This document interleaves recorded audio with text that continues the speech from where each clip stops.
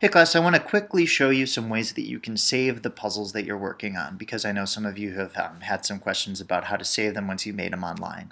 I'm here on Discovery Education's Puzzle Maker website, which I found to be the best site to use for this. There's a lot of different options. It's free and there aren't a lot of ads or anything like that, so this is a good one.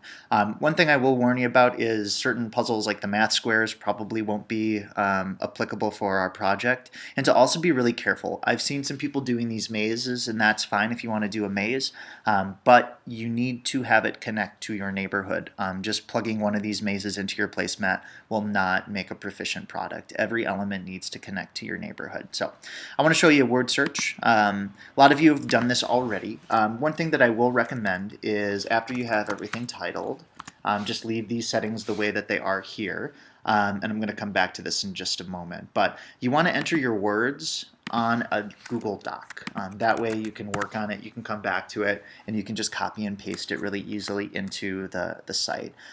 If you spend all this time typing up things, whoops, Franklin, DuPont, all the different things like I did, that you could accidentally press the back button, and then if you go forward, I guess it does save, but you don't want to risk it. So select, you can paste it in there, and then you're good. Now, one thing I will tell you is to stick with HTML, because if you do text, it is not going to paste properly. So let me show you that real quick. If you have it like this, and you copy it, and you go to paste it in your word search, the spacing is going to be off, and it's not going to look good. So you don't want to do that. Instead, what I recommend doing is choosing HTML.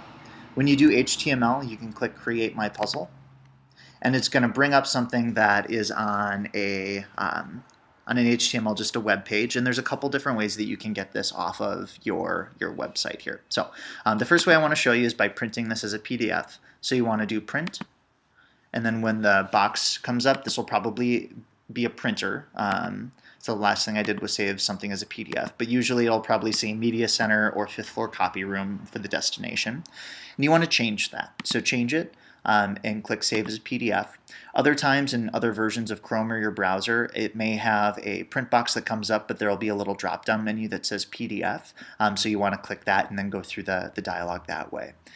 So you want to save it as a PDF, click Save, and it'll save as to the desktop. I already saved it once, so I'll just replace it. Once you have that, you'll see it over on the desktop.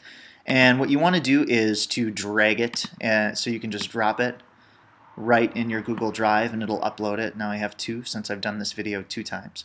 And then when you click it, you've got a copy of the PDF that's just ready for you to print when it comes time to cut out and paste your elements onto your placemat. Now, the second way that you can do this is by creating an image. If the PDF is kind of confusing for you, you can also create an image.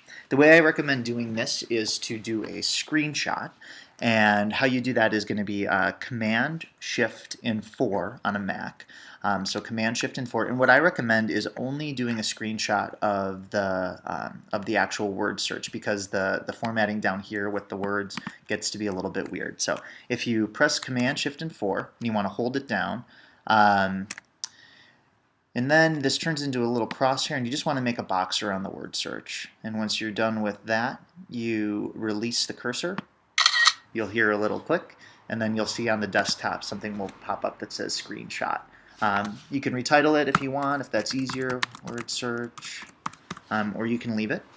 And then the same thing. You just want to drag that. This will be a JPEG or a PNG, actually. Either way, it'll be something that'll be a good file format.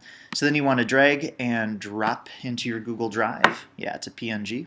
And then you can bring it up, and then you just have the word search there, and you can type in your words in a different way. You could, of course, do the entire thing as a screenshot, but again, may not be the best way for you to show where the words are. So you can just do that.